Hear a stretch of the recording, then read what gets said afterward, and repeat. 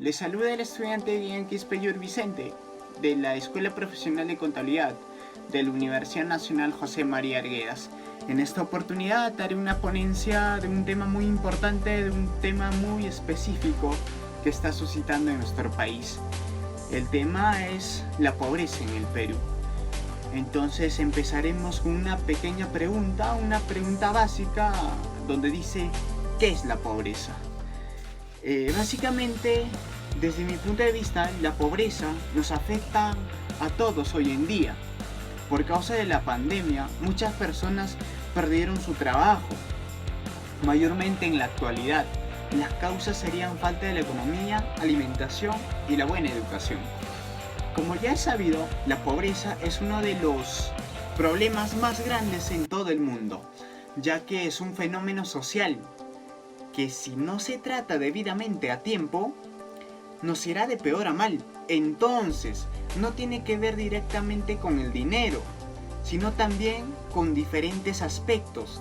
En el Perú la realidad es complicada, ya que millones de personas no solamente están situadas en la pobreza, sino que existen poblaciones, familias dentro de la pobreza extrema o absoluta, en la cual están insertadas la necesidad, estándares de vida, insuficiencia de recursos, carencia de seguridad básica, falta de titularidades, privación múltiple, exclusión, desigualdad, clase, dependencia y ante la poca intervención del Estado, la sobrevivencia del resultado un infierno a las personas que sufren de la problemática.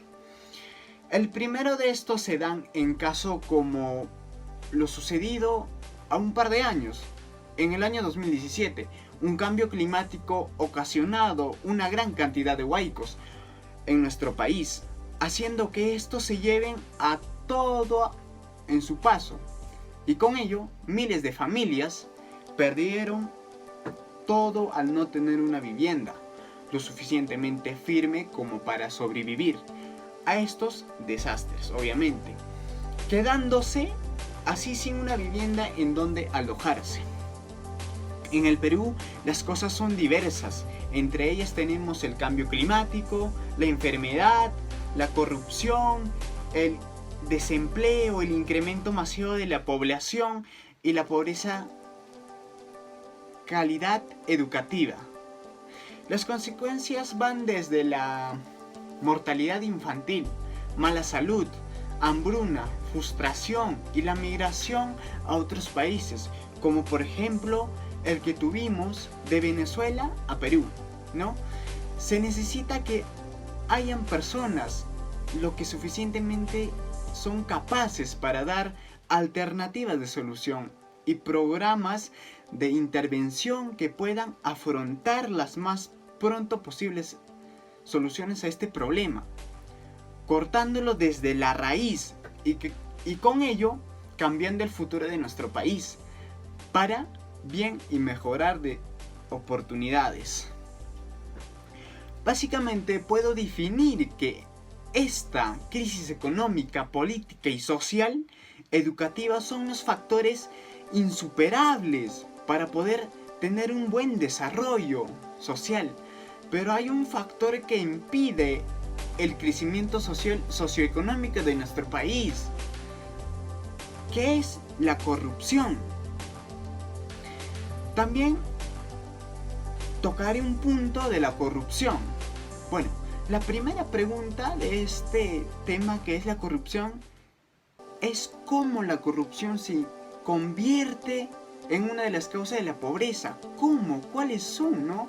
Entonces vamos a saber por qué razón. Bueno, la corrupción tiene dos tipos de impacto sobre la pobreza. Uno de ellos es el material, el términos de costo económico.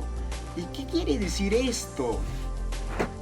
Particularmente, este se traduce en una privación de servicios básicos para los sectores más vulnerables de la sociedad, es decir, para quienes están en situaciones de pobreza o pobreza extrema. Esto porque implica claramente un desvío de fondos que de haberse aplicado adecuadamente en el presupuesto nacional, permitiría implementar servicios para quienes más lo necesitan, en términos de salud, educación, subsidios alimentarios, programas sociales, etc. Cuando esos fondos se van a los bolsillos de los corruptos, evidentemente se perjudica el financiamiento y impacto de los programas y áreas de prestación de servicios básicos, y eso tiene una consecuencia directa sobre los más pobres, obviamente, ¿no? Entonces, continuamos con una pregunta también que es básicamente de lo que es el material. La siguiente pregunta es: ¿cuáles serían entonces los costos inmateriales? ¿Cuáles son? Bueno, las consecuencias inmateriales se dan cuando la corrupción termina, afectando la institucionalidad de un país, obviamente. Y esto también se traduce en un impacto negativo para los sectores más pobres. Si la policía está corrompida, trata siempre de usurpar los pocos recursos de los más vulnerables. La justicia no resolverá con equidad, sino a favor de quien más le puede pagar. Y normalmente eso no está del lado de los pobres, no lo está. Bueno, vamos con la siguiente pregunta, lo que dice: ¿vivimos hoy en día en una sociedad más corrupta y pobre? Bueno, desde mi punto de vista, claro que sí. ¿Y por qué? Porque la corrupción en el Perú es histórica, por un lado, y sistémica por otro. No es un fenómeno nuevo, tal vez en sus dimensiones. Hoy en día estamos viviendo en un rostro de la gran corrupción que no conocíamos, pero es decir que el sistema, me refiero a que está impregnada a las estructuras del Estado y ha permeado la sociedad misma. Hay un nivel de tolerancia en la ciudadanía que en los últimos tiempos se ha reducido, pero que significa que sigue siendo bastante alto. Aproximadamente el 75% de la población es indiferente frente a la corrupción, y muchos ciudadanos son partícipes de las prácticas corruptas. Cuando los corruptos se normalizan, la ciudadanía lo asume como una forma de vivir. Entonces, en pocas palabras, esto quiere decir que hay un doble problema acá. Cuando el ciudadano ayuda y tanto los corruptos están inmersos a esto.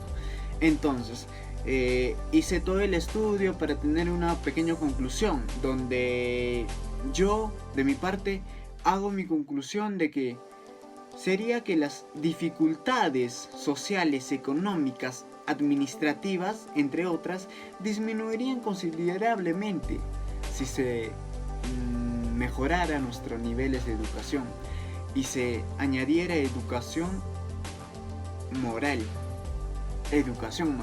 Y no solo implementamos materiales para promover el amor al patrimonio, sino también hacia la dignidad de todo ser humano.